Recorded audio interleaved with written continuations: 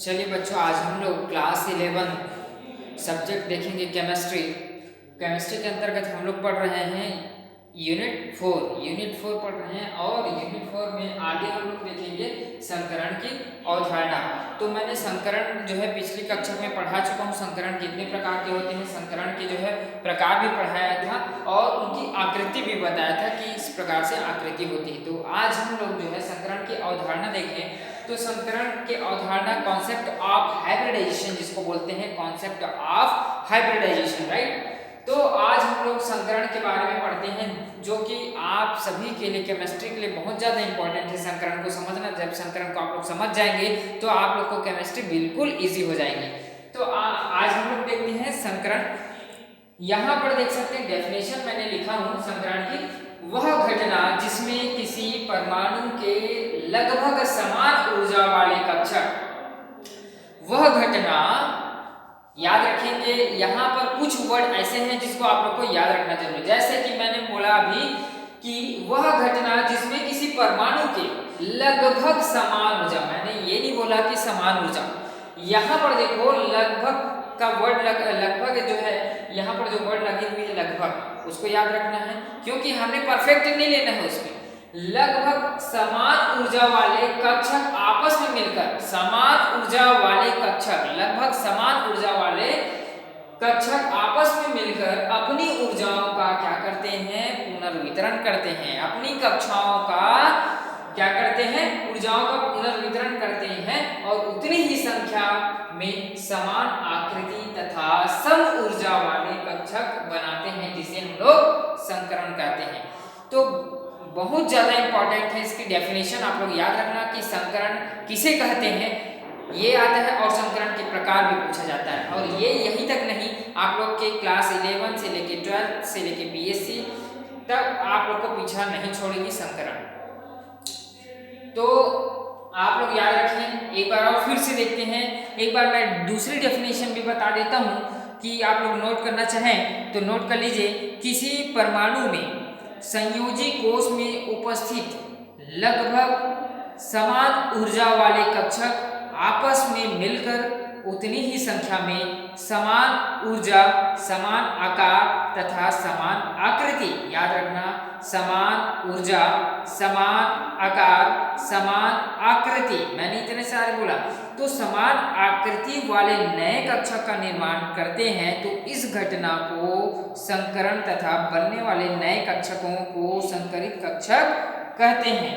ठीक है, मैं बात करूं संकरण हम लोग देखे थे, ऑर्बिटल भी देखे थे। ठीक है, ऑर्बिटल मतलब हम लोग कक्षक की बात करें तो कक्षक हम लोग देखे हैं कि नहीं देखे हैं। जैसे कि उप कक्षक की बात करें, कक्षक क्या होती है, यहाँ पर देखो क्या है, नाभिक है, नाभिक की चारों ओर क्या है, सबसेल है, सबसेल मतलब उप कक्षक है। यहाँ पर देख सकते हैं ये क्या है, उप कक्षक है। ये क्या है, n है। ठीक है, n बराबर 1 2 3 4 इस प्रकार जाएगी। उसी को हम लोग दे सकते हैं S P D और एक और F। ठीक है, ये क्या है, नाभिक के चारों ओर क्या है, कक्षा है। ये क्या है, S P D F उप कक्षक है। क्या है, उप कक्षक।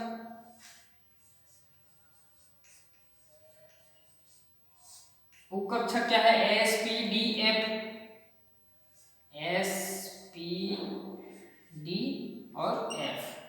अब देखो यहाँ पर जो है मैंने उप कक्षक लिख दिया। अब इनकी कक्षक में हम लोग कितने इलेक्ट्रॉन्स आ सकते हैं उसके बारे में देखें तो S में कितने इलेक्ट्रॉन्स आ सकते हैं, सिर्फ 2 इलेक्ट्रॉन आ सकते हैं। कितने इसमें कॉलम बनेगी, 1, और ये हो गए sp। अब हो गया p का, p में देखें तो कितनी कक्षक है, यहाँ पर 3। कितने इलेक्ट्रॉन आ जाएंगे, 2 इसमें, 2 इसमें, इसमें 2 4 6 इलेक्ट्रॉन्स किसमें आ सकती हैं, p में। उसी प्रकार d का देखें तो d का ऊपर जगह नहीं है, मैंने नीचे लिख देता हूँ d। यहाँ पर देखो 5 कक्षक किसमें बनेगी, 1 2 3 और 4 नहीं 5। तो इस प्रकार ये एस के लिए, पी के लिए और ये डी के लिए, है ना। हम लोग को जितना पढ़ना है उसी को देख सकते हैं, हम लोग को इतना ही पढ़ना है। अभी ए में जाएंगे तो और बढ़ते जाएगी। तो ये क्या है, उपकक्षक है और ये क्या है, कक्षक है। ठीक है, यहां तक सभी को क्लियर है। अब आगे हम लोग बात करें आकृति की।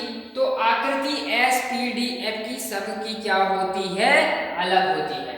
मैंने आकृति के बारे में भी बताया था, जैसे कि एस आकृति जो होती है गोलाकार संरचना की होती है, उसी प्रकार पी आकृति जो होती है एक प्रकार डंबल के आकार की होती है। उसी प्रकार देखें एस पी डी, अब डी की क्या होगी,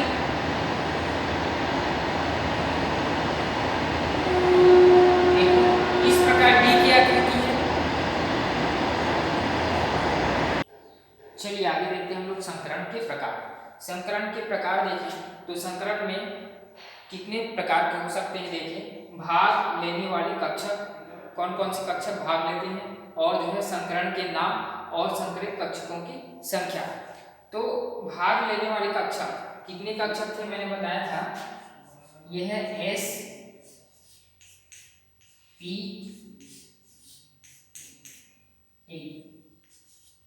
डी। यहां पर देखो भाग लेने वाली कक्षक एस पी, पहले कौन से भाग लेगी, एस पी, मतलब दो कक्षक। संकरण का नाम क्या रहेगी, एस पी। अब संकरित कक्षकों की संख्या, कितनी कक्षक बनेगी, जितनी कक्षक में भाग ले रहे हैं उतनी क्या होगी, उनकी संकरित कक्षक रहेगी। तो कितने हो जाएंगे ये, दो। अब भाग लेने वाली कक्षक एस पी की बात क्या है, यहाँ पर तीन खंड है, याद रखिएगा। पहले एस पी यहाँ पर भाग ली थी P1 P2 P3। तो अब देखो एस पी टू कौन से भाग ली, यहाँ पर एस पी टू, ठीक है, टू को ऊपर लिख सकते एस पी टू। अब आगे एस पी थ्री, संकरण कक्षक के भाग लेने वाला पांचवा क्या है, एस पी थ्री डी, फिर s p three d two. उसी प्रकार आगे फिर बढ़ेगी s p three d three, इस प्रकार से आगे बढ़ते हुए क्रम में चली जाएगी। तो इस प्रकार जो है संकरण के प्रकार होते हैं। एक एक करके इनकी आकृति के बारे में हम लोग जाने तो संकरण एसपी की आकृति किस प्रकार की होती है, और sp2 की आकृति के देखें sp3 उसी प्रकार हम लोग आकृति के बारे में पढ़ते हैं। चलिए देखें sp संकरण। तो sp संकरण क्या होता है, या फिर इसी को बोलते हैं sp हाइब्रिडाइजेशन। sp हाइब्रिडाइजेशन यहाँ पर देख सकते हैं कि दो रेखीय क्रम, ये क्या है, दो रेखीय क्रम रहेगी, है ना। इसकी आकृति देखें तो यहाँ पर देखो सेंटर पॉइंट यहाँ पर रहेगी, और इस प्रकार से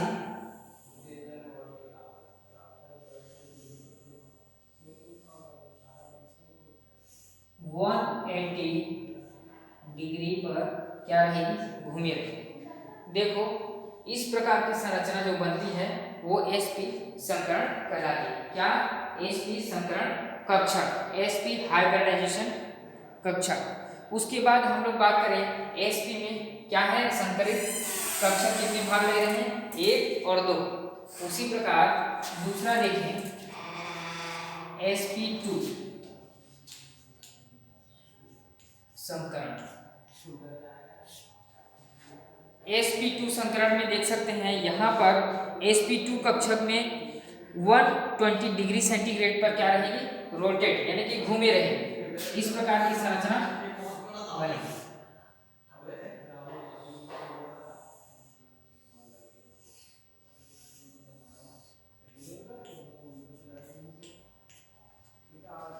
नेक्स्ट देखते हैं sp3 संकरित कक्षक।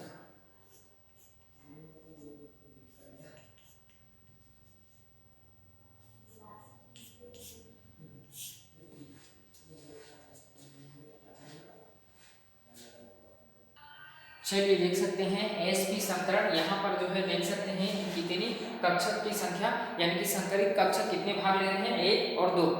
यहाँ पर देख सकते हैं कि कितने संकरित कक्षक sp2 में भाग ले रहे हैं। sp2 संकरित कक्षक में 1 2 3 संकरित कक्षक भाग ले रहे हैं। उसी प्रकार यहाँ पर देख सकते हैं sp3 संकरण, sp3 संकरण में जो है 4 कक्षक भाग लेंगे। संकरित कक्षक 1 2 3 4 संकरित कक्षक जो है भाग लेंगे। यहाँ पर देख सकते हैं कि ये जो है 180 डिग्री सेंटीग्रेड पर क्या रहेंगी, झुकी रहेंगी, और ये 120 पर, और ये देखो 109.5 डिग्री सेंटीग्रेड पर क्या रहेगी, झुकी रहेगी। इस प्रकार की जो है संरचना sp3 संकरित कक्षक बनाती है। उसी प्रकार sp3d क्या है, 5 संकरित कक्षक उसमें भाग लेंगे।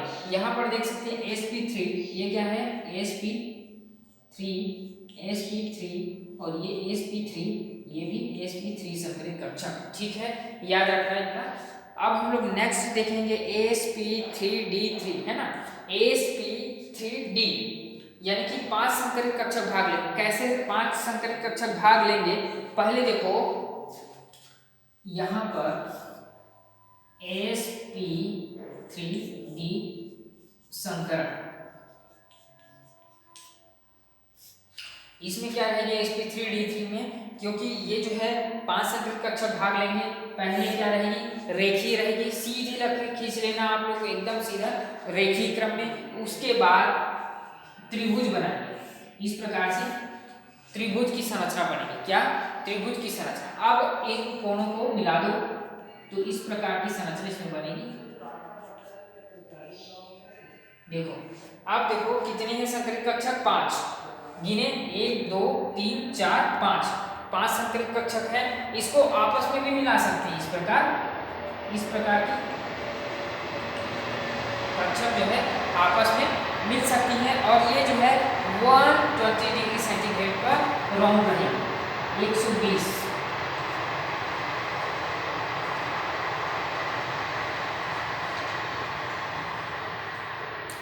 तो ये होगी कक्षक